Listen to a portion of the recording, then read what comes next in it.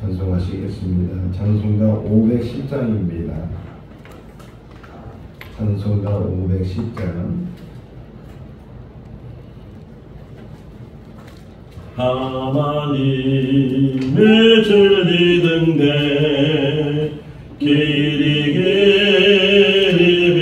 빛나니 우리들 또 등대되어 주의 사랑 비추세.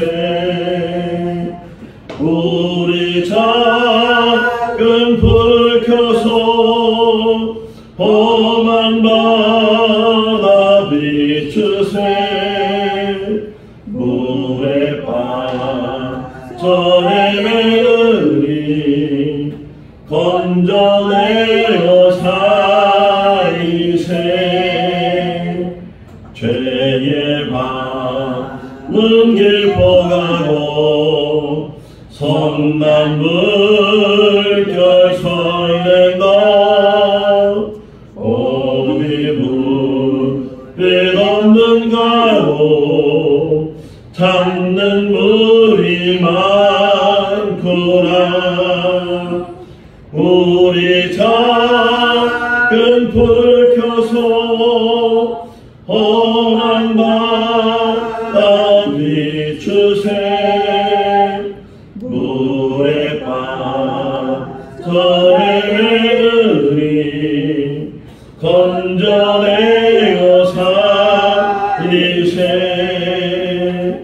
너의 등을 돋워라. 거친 바다 비춰라. 빛을 찾아 헤매느니 생명선에 건져라. 우리 작은 불 켜서 험한 바다 비추세. 물에 빠져 헤매느니 건져내어 살리세. 로마서 2장 17절에서 29절 말씀입니다. 로마서 2장 17절에서 29절 말씀. 유대인이라 불리는 내가 율법을 의지하며 하나님을 자랑하며 율법의 교훈을 받아 하나님의 뜻을 알고 지극히 선한 것을 분간하며 맹인의 길을 인도하는 자요 어둠에 있는 자의 빛이요 율법에 있는 지식과 진리의 모범을 가진 자로서 어리석은 자의 교사요 어린 아이의 선생이라고 스스로 믿으니. 그러면 다른 사람을 가르치는 내가 내 자신을 가르치지 아니하느냐? 도둑질하지 말라 선포하는 내가 도둑질하느냐?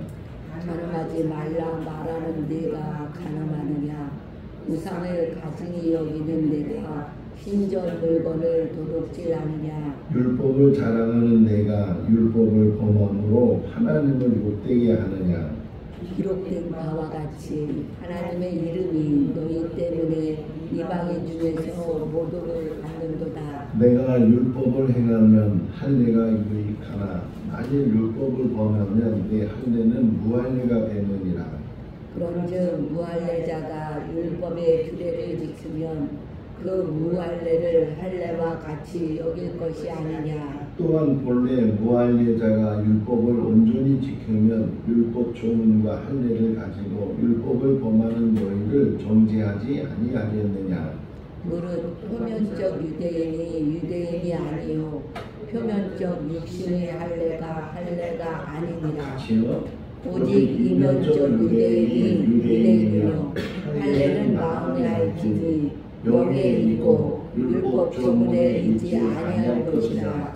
그 칭찬이 사람에게서가 아니요 다만 하나님에게서라. 아멘. 할렐루야. 아멘. 어떤 사람이 이제는 내가 열심히 하나님을 섬겨야 되겠다.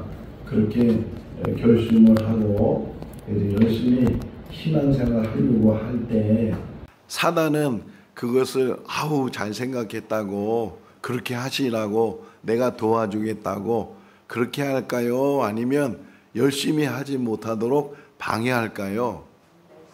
그렇죠. 우리가 작정해서 이제 한 주간 기도하겠다 이런 결심을 가지고 새벽에 우리 권사님들이 이제 나오시는데 잘했다고 내가 도와주겠다고 이렇게 사단이 그러면 얼마나 좋겠어요. 그런데 미혹하고 유혹하고 협박하고 꼭 교회 가서 기도해야 그게 작정 기도냐.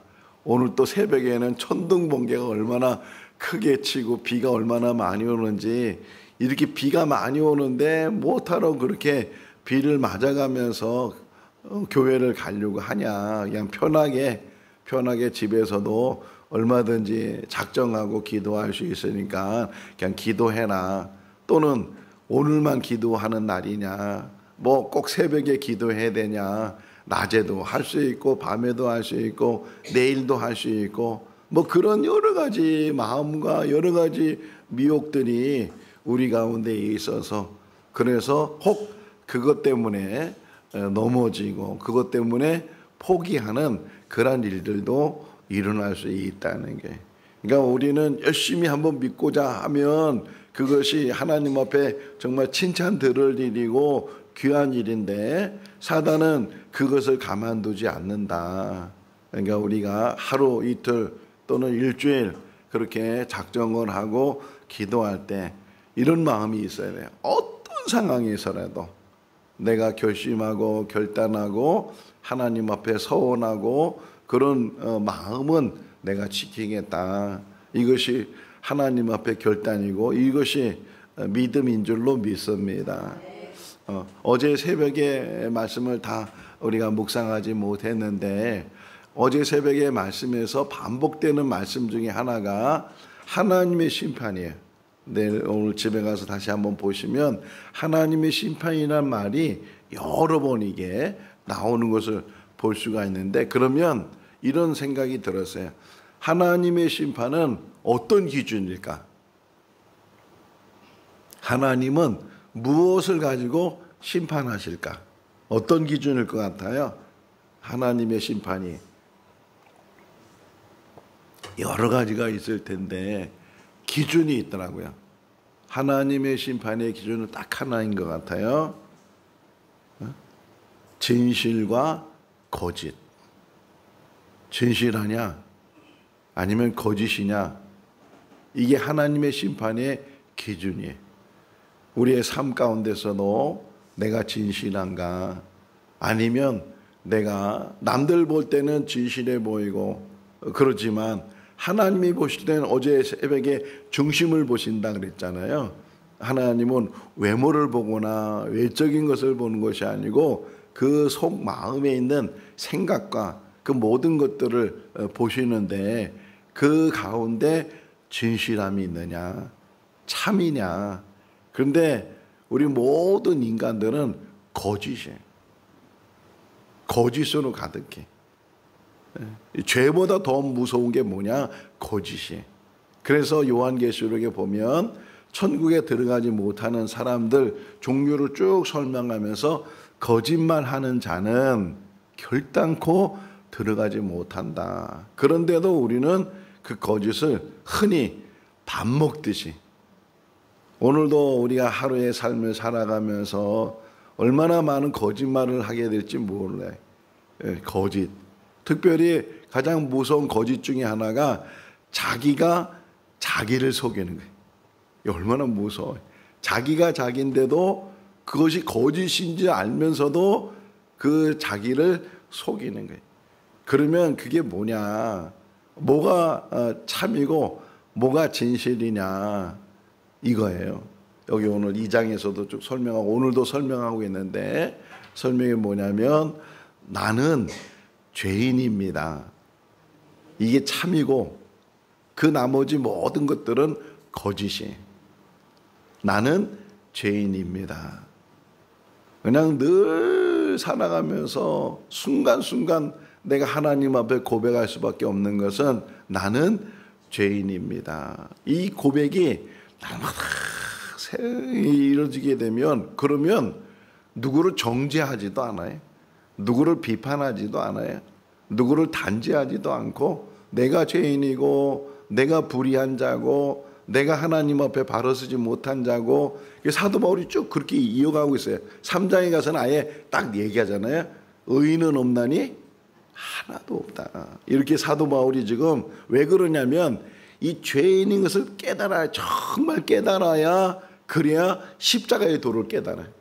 왜 예수님이 십자가에 죽으셨는지 이걸 깨달을 수 있는 방법이 뭐냐? 내가 죄인한 사실, 그 사실을 진심으로 깨닫고 애통해하고 날마다 그것 때문에 정말 몸부림치고, 오호라 나는 공고한 자라다. 이 사망의 음침한 곳에서 누가 나를 건져낼 수 있을까? 죄의 결과가 뭐예요? 사망이잖아요. 그러니까 그 사도 바울이 그렇게 몸부림치는 거예요. 아무리 마음은 선을 가지고 있고 아무리 마음은 하나님의 말씀을 지키려고 하는데 실상 삶 속에서는 그것이 이루어지지 않는 것. 오늘 본문에서 그 얘기거든요. 너희가 율법을 가지고 있어도 그 율법대로 행하지 않으면 그 율법이 무슨 소용이 있겠느냐. 오늘 새벽에 일어나서 이 말씀을 묵상하면서 이런 퀴즈를 만들었어요. 세상에서 가장 비싼 물건이 무엇일까? 세상에서 가장 비싼 물건. 지금은 찾지 못하고 있어요. 요 힌트야. 지금은 찾지 못하고 있는데 세상에서 가장 비싼, 예를 들면 축구 황제라고 하는 펠레라는 사람 알아요? 펠레? 브라질의 펠레. 그 펠레의 축구화가 수십억으로 이렇게 경매가 됐어요. 축구화 하나가 뭐 신발 가게 가면은 뭐 몇만 원이면 몇십만 원이면 살 수 있는 축구화가 누가 신었다고? 펠레가 한번 신었다고 그것이 가격이 천정부지로 올라가거든요. 만약에 레오나르도 다빈치가 그린 모나리자라는 그림이 있잖아요. 저 에어컨을 끌까요? 추워서 그래. 그러니까 추워서 그런 거 아니에요? 에어컨을 끌까요? 레오나르도 다빈치가 모나리자를 그렸잖아요. 그 모나리자의 그림의 가격이 얼마나 될까요? 부르는 게 가격일 거예요. 부르는 게. 그리고 그 박물관에서는 아예 팔 생각도 없어요. 이거는 우리의 국보다. 이건 우리의 보물이다. 그래서 그렇게 피카소라는 그런 화가가 그린 그림도 되게 많이 그렸다 그러더라고요. 그런데 그 화가가 그렸다는 것 때문에 수십억, 수백억 이렇게 가격이 매겨지는데, 그런데 정말 세상에서 가장 비싼 물건을 우리가 생각해 본다면 제가 볼 때는 할렐루야, 하나님이 쓰신 돌판. 그죠? 사람이 쓴 것도, 사람이 그린 것도, 사람이 신고 했던 것도 그렇게 수십억, 수백억, 수천억 이렇게 되는데, 하나님이 직접 쓰신 그 돌판을 혹이나 누군가가 찾으면 있을까요, 없을까요? 있겠죠. 산산조각 나거나 뭐 어디 뭐 그렇게 되지 않는 한 하나님이 모세에게 주셨으니까 그 돌판이 법궤 안에 들어가서 법궤가 다니는 곳마다 솔로몬이 성전을 지을 때도 있었어요. 솔로몬이 성전을 지을 때도 성전 짓고 나서 법궤를 그 지성소에 갖다 놨는데 확인을 해보니까 만나 항아리는 없어지고 아론의 지팡이는 없어졌는데 두 돌판은 거기 있더라. 그러니까 그때까지도 있었다는 거예요.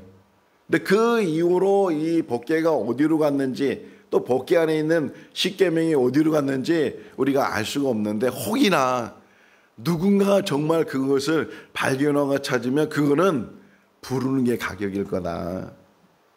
그런데 더 중요한 게 있어요. 하나님이 쓰신 돌판의 가격이 중요한 게 아니고 그 돌판에 쓰여진 그 내용이 중요하다는 거예요. 근데 우리는 그걸 경히 여겨요. 경히 여기고 마음에 두질 않아요. 가장 중요한 율법 중에 율법이 십계명이에요. 나 외에 다른 신을 두지 말라. 우상을 만들거나 절하거나 내 이름을 망령되이 일컫지 말고 안식일을 거룩히 지키고 부모 공경하고 살인하지 말라, 간음하지 말라, 도둑질하지 말라, 거짓 증거하지 말라, 내 이웃의 것을 탐하지 말라. 이게 세세히 다 나간 게 율법이에요. 이 십계명의 기본이 돼서 여기에 하나님과의 관계, 사람과의 관계, 또 사람으로서 살아가면서 어떤 관계를 가져, 이걸 쭉 설명하는 게 율법이라는 거예요. 자, 근데 이 율법을 누구에게 줬다는 거예요? 유대인들에게. 지금 유대인 얘기하는 거예요. 유대인들 너희들 선민이라고 생각하고 너희들이 이렇게 귀한 율법을 받았는데 중요한 거는 하나님의 율법을 받은 것으로 끝나는 것이 아니고 왜 그 율법을 주셨는지, 왜 주셨어요? 그렇게 살으라고. 그렇죠? 그렇게 근데 이게 이제 계속 내려오니까 누구한테 연결되어 있는 거예요? 우리한테 연결되어 있는 거예요. 우리한테. 하나님의 말씀을 듣는 것으로 끝나지 말고 하나님의 말씀을 듣고 지키는 자가 되라. 그게 반석에 짓는 집과 같고, 근데 들어도 행하지 않으면 모래 위에 짓는 집과 같다. 이렇게 말씀을 예수님도 하시고 있으니까 하나님의 말씀은 우리가 듣는 거 참 귀하죠. 안 듣는 사람보다 얼마나 귀하겠어요. 학가들도 마찬가지. 열심히 성경 외우는 것 안 외우는 사람보다 더 귀하지만 더 중요한 거는 외웠다고 해서 다 되는 것이 아니고 그 말씀이 삶 속에서 드러나게 될 때, 이게 진정한 학가다. 말씀을 외워서 끝나는 것이 아니고 외워진 말씀이 삶으로 증거되고 삶으로 나타나고 삶으로 고백됐을 때, 그러면서 이게 얘기잖아요. 너희가 정말 이게 앞을 못 보는 사람을 인도하는, 우리 신은승 권사님이 이렇게 또 앞을 못 보고 계시는데 혼자 어디 다니지 못하지만 옆에 누군가 앞을 보는 사람이 붙들어주고 동행해주면 신 권사님 어때요? 든든하죠? 두려움이 없죠? 앞에 돌이 있어도 아무 상관이 없고 뭐 계단이 몇 개가 돼도 아무 상관이 없고 혼자는 못 가겠지만 정말 누군가가 붙들어주고 함께하면 갈 수 있는 것처럼 이게 우리들의 할 일이라는 거예요. 그런데도 나 몰라라, 나는 보이니까 안 보이는 사람은 자기가 알아서 하겠지, 지팡이 들고 다니면 되지, 이렇게 외면하지 말라는 거죠. 여기 보세요. 19절 말씀, 19절 읽어볼까요? 맹인의 길을 인도하는 자요 어둠에 있는 자의 빛이나. 누가? 우리가 그렇다는 거예요. 율법을 받은 사람이, 하나님을 믿는 사람이 이 땅에 산 날 동안 행위로서, 다시 말하면 어려움을 가지고 있는 사람을 외면하지 말고, 지난 수요일 날 우리 김주기 목사님이 서울에서 여기까지 내려오셔서 하시는 말씀이 선한 사마리아 사람에 대한 이야기를 해 주셨잖아요. 우리의 삶이 그냥 보고서 그냥 그냥 돌아가고 그리고 못 본 척하고 그냥 지나치지 말고 정말 행위로서 믿는 사람의 모습을 보여야 되고, 특별히 뭐예요? 어둠에서 뭐가 되라? 빛이 되라. 예수님도 말씀하셨잖아요. 너희는 세상의 빛이나 너희는 세상의 소금이다. 이렇게 말씀하고 있는 것처럼 이 땅의 빛과 소금의 역할도 마찬가지예요. 빛은 자기가 타지 않으면 빛을 낼 수 없고, 소금은 자기가 녹지 않으면 맛을 낼 수가 없다는 게, 이게 무슨 의미를 가지고 있어요? 자기 희생이에요. 자기 희생. 내가 희생. 그래서 예수님께서 요한복음 12장 24절에서 하시는 말씀 중에 하나가, 한 알의 밀이 땅에 떨어져 그대로 있으면 아무 소용이 없어요. 그러나 그 한 알의 밀이 땅에 떨어져 죽으면 많은 열매를 맺느니라. 나로 인해서 하나님께서 구원해. 그래서 오늘 찬송가 510장 하는 것도 우리가 작은 둥대라는 표현에, 작은 둥대의 불빛이 크진 않지만 그 불빛을 통해서 그 어두컴컴한 곳에 배들이, 아 저기에 육지가 있구나, 아 저기에 장애물이 있구나, 아 저기로 가면 우리가 위험하구나, 그런 것들을 확인하고 알 수 있는 것처럼, 그게 다른 이들을 위해서 내가 본을 보여주고 다른 이들을 위해서 내가 희생하고 하는 그런 것들이 참된 그리스도인 삶이라는 거예요. 그런 삶을 우리가 살아야 되는데 우리는 외식하고 형식적이고 나만 잘하면 되고 나만 지키면 되고 그게 아니라는 거예요. 여기서 할례를 받았다고 해서 여기 지금 할례 얘기가 또 나오거든요. 할례를 받아서 진정한 할례인이 아니고 할례를 받았는데 율법을 행하지 않는다. 하나님, 다시 말하면 할례를 받았는데 하나님 말씀대로 살지 않는다. 이거는 무할례자보다 못하다. 다시 말하면 할례 받지 않은 사람보다 못하다. 우리로 다시 얘기하면 세례 받는 것도 마찬가지예요. 세례를 받았다고 다 그리스도인이 되는 것이 아니고 세례를 통해서 거듭나고 세례를 통해서 자기 자아가지고 예수님 말씀하시죠. 너희가 나를 따르면 자기를 부인하고 자기의 주어진 십자가를 지고 나를 따르라. 십자가를 지기 전에 뭐 하라고요? 자기를 부인하고 자기를 내려놓고 자기 희생을 각오하고 예수님께서 나를 따르라 이게 제자들을 부르실 때 제자들이 그 배를 질질 끌고서 그 예수님을 따랐어요. 버리고 그러잖아요. 버려두고 그리고 예수님을 따랐던 것처럼 내려놓고 버려놓고 그리고 이제 주님을 따라가는 주님의 말씀에 기쁨을 가지고 즐거움을 가지고 주님과 함께하는 게 너무 즐겁고 행복하고 뭐 주님을 따라서 잘 사는 게 아니잖아요. 출세하는 게 아니잖아요. 뭐 주님을 따르니까 뭔가 지위가 높아지고 뭔가 의리의리한 집에 살고 그게 아니고 오히려 주님을 따르니까 고생해. 고생하고 제대로 먹지도 못하고 잘 곳도 없어서 노숙하고 그런 게 주님을 따르는 길이지만 그런데 주님과 함께 있으니까 요한복음 6장을 보면요 오병이의 기적이 일어나요. 오병이의 기적이 일어난 다음에 그 다음에 성경 쭉 읽어보면 사람들이 예수님을 다 떠나가 버려.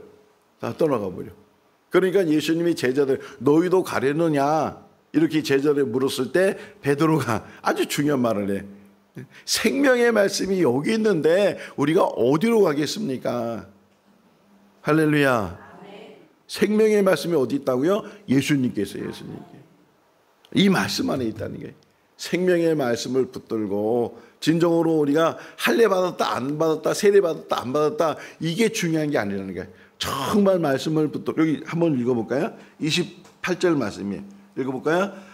무릇 표면적 유대인이 아니요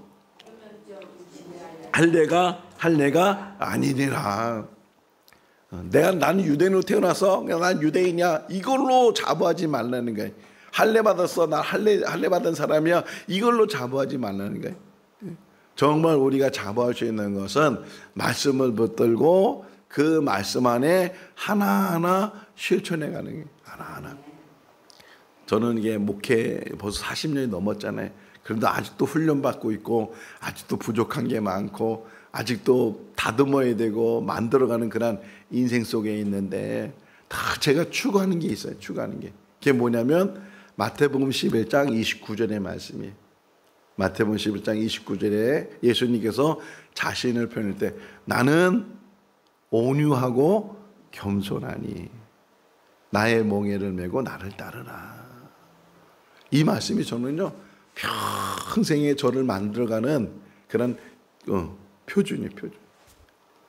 정말 내가 얼마큼 온유할 수 있는지 얼마큼 겸손할 수 있는지 뭐가 온유한 건지 뭐가 겸손한 건지 왜 주님께서는 그렇게 온유와 겸손을 말씀하시면서 다른 때는 그런 말씀 안 하셨는데 그냥 수고하고 무거운 짐이야 다 내게로 내가 너희를 쉬게 아니라 나는 마음이 온유하고 겸손하니 이렇게 말씀하신 평생의 저의 목표는 온유와 겸손이요. 정말 살아가면서 숨지는 그날까지. 어제 잠깐 유튜브 보니까 찌양이라는 그 왜 먹방 한 사람 그분이 대구에 가서 짜장면 집을 가서 이제 짜장면을 먹는 거예요. 근데 짜장면이 얼마게요? 대구에 있는 짜장면 집의 짜장면 값이 3,000원이에요. 3,000원. 그래서 그 집에 가서 짜장면을 8그릇인가 이렇게 먹으면서 그 사장님한테 아니 왜 이렇게 3,000원 이렇게 싸게 짜장면 값을 이렇게 지금 물가가 고물가고 재료비도 비쌀 텐데 아니 어떻게 이 3,000원 언제까지 3,000원 받으려고 하냐고. 그게 중요해. 언제까지 3,000원 받으려고 하니까 그 사장님 하는 얘기가 내가 죽을 때까지. 야, 그 말에 감동이 됐어요. 그 말이 내가 죽을 때까지. 우리 신앙생활도 마찬가지. 신앙생활도 나의 목표가 있고 나의 어떤 모델이 있고 롤모델이잖아요. 나의 모델이 있고 내가 뭔가 추구하는 게 있는데 뭔가 추구하는 누구를 닮아요? 카톨릭에서는 세례를 받을 때 그 카톨릭 세례명을 줘요. 세례명. 뭐 베드로가 되든 요한나가 되든 세례명을, 그 이유가 뭐냐면 닮아가겠다는 거예요. 닮아가겠다. 그 사람처럼 살겠다. 그런 의지 속에서 세례를 받는 것처럼 우리도 한번 그런 게 모델이 있어야 돼요. 모델. 내가 누구처럼, 이 성경에 나오는 누구처럼 여러분들이 작정했다면 한나처럼, 한나가 서원 기도하고 그 서원 기도를 응답받으니까 서운한 대로 사람들은 이 기도할 때는 막 기도하고 응답받으면 나 몰라라 딱 뒤돌아서고 그러잖아요. 근데 한나는 자기가 서운한 대로 사무엘을 하나님 앞에 드리고 그렇게 했던 것처럼 정말 내가 어떤 삶을 살아야 되는가, 저의 목표가 있다면 마태복음 11장 29절이에요. 평생 목회하면서 마지막 죽을 때 우리 목사님은 참 겸손한 분이시야, 우리 목사님은 참 온유한 분이야, 그 말을 들었으면 참 좋겠다, 그런 생각을 가지고 살아요. 자, 마지막 한 말씀 더 보면 29절 한번 읽어볼까요? 오직 이면적 유대인이 유대인이며 할례는 마음에 할지니 영에 있고 율법 조문에 있지 아니한 것이라. 그 칭찬이 사람에게서가 아니요 다만 하나님에게서 내라. 할렐루야. 마음에 할례를 받아라. 마음이 거듭나야 되고, 마음의 세례를, 머리에 세례 받는다고 세례 받는 것이 아니고 마음으로도 세례를 받아서 다 씻어내고, 다 더럽고 추악한 거, 악한 거, 더러운 생각들, 이런 것들 다 씻어내고, 하나님이 주신 그 은혜와 하나님이 주시는, 그래서 며칠 전에 제가 다시금 결단하고 결심한 게 있어요. 내가 결단하고 결심한 것 중에 하나가 뭐였냐면, 내가 이렇게 또 살아오다 보니까, 이런 세상 풍파에 살다 보니까 잃어버리는 것이 있구나. 뭘 잃어버렸게요? 제가 뭘 잃어버렸어요? 살다 보니까 막 이렇게 잃어버렸더라고요. 그래서 다시 추스려서 생각하기 뭐냐면, 내가 감사를 잃어버렸구나. 감사를. 조금만 해도 감사하지 못하고, 요것만 내 생각대로 안 돼도 감사하지 못하고, 그래서 그때 며칠 전에 제가 하나님 앞에 기도하면서, 하나님 정말 하루에 10,000번이라도 감사하는 말을 하겠습니다. 10,000번이라도. 범사에 감사라는 말이 그런 거잖아요. 모든 일에 감사하는 건데, 근데 사람이 불평이 생기고 원망이 생기고 이러다 보면 이 감사가 다 없어지는 거예요. 돼도 감사, 안 돼도 감사, 이뤄도 감사, 실패해도 감사, 이래도 감사, 저래도 감사. 하나님 믿으니까 그냥 다 감사하자, 다 감사하자. 할렐루야. 감사가 회복될 수 있기를 바랍니다. 여러분들에게도 감사가 회복되고, 그냥 매일 감사, 수시로 감사, 순간순간 감사, 매일매일 그냥 감사합니다, 감사합니다. 우리 오화자 권사님 축복합니다, 축복합니다. 이게 얼마나 귀한지 몰라요. 이제는 감사합니다, 감사합니다로 그냥 감사합니다, 감사합니다. 그냥 감사. 그냥 누가 때려도 감사합니다. 누가 뭐 가져가도 감사합니다. 할렐루야. 벌써 얼굴이 변했어요. 얼굴이. 감사하는 사람은 정말 천사. 스데반 묵상하면서 그때 결심했어요. 스데반이 그 천사 얼굴이 된 게 어떤 얼굴인가? 찬송하는 얼굴이고 감사하는 얼굴이다. 늘 감사. 근데 감사가 회복되지 않으면 감사를 잃어버리게 되면 얼굴부터가 굳어지고 얼굴부터가 변해요. 얼굴부터가 막 이게 분이 나 있고 뭔가 불만이 많고 그렇게 되거든요. 감사하는 사람은 다시금 웃음을 찾게 되고 얼굴이 온유해지고 그런 감사. 마지막 하나 더 뭐냐면, 누구한테 칭찬 들어야 된다고요? 사람에게서가 아니라 하나님에게서다. 진정한 칭찬은 하나님께 듣는 게. 잠언에 보면 너희가 칭찬 들을 때 조심해라 그래요. 칭찬이 오히려 걸림돌이 되는 거예요. 칭찬 때문에 교만해질 수 있고 자만해질 수 있고 자랑할 수 있고 내가 뭔가 대단한 것처럼 그래도 넘어진다는 거예요. 그러니까 사람의 칭찬에 너무 귀를 기울이지 말고 오직 하나님이 그래 네 너무 잘했어 이게 하나님이 칭찬해 주면 그보다 더 귀한 게 어디 있겠느냐. 하나님의 칭찬을 듣는 우리가 되고 남이 뭐라 그러든 흔들림이 없이 늘 중심을 잡고 그 믿음 한 걸음 한 걸음 정말 천성을 향해서 하나님 나라를 향해서 나가는 우리 모두가 다 될 수 있기를 주님의 이름으로 축원합니다. 기도하겠습니다. 사랑이 많으신 하나님 아버지, 밤새도록 비가 오고 천둥 번개가 치면서 또 잠을 설치는 그런 밤이었지만 그럼에도 불구하고 저희들 새벽을 깨우게 하시고 또 작정하게 해주시고 주님의 전에서 하루를 시작할 수 있도록 발걸음을 인도하여 주신 것 감사합니다. 이곳에 앉아있는 그 자체가 기쁨이고 즐거움이고 평안이고 행복입니다. 하나님 전에서 하루를 시작한다는 것이 얼마나 큰 은혜입니까? 저희들 형식적인 믿음이 아니고 참과 거짓을 가르시는 그 심판대에 있을 때 참된 진실된 그 자리에 있는 우리들 되게 하여 주시옵소서.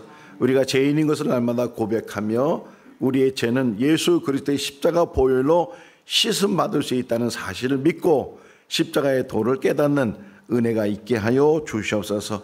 거듭나야 천국 백성이 되고 하나님 나라에서 영원한 삶을 살게 될 줄로 믿습니다.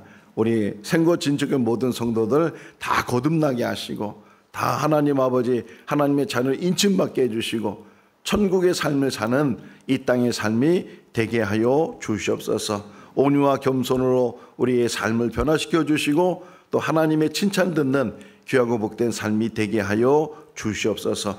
오늘 하루의 삶도 의탁드리옵고 예수 그리스도의 이름으로 기도하옵나이다. 아멘. 마쳤습니다. 자유롭게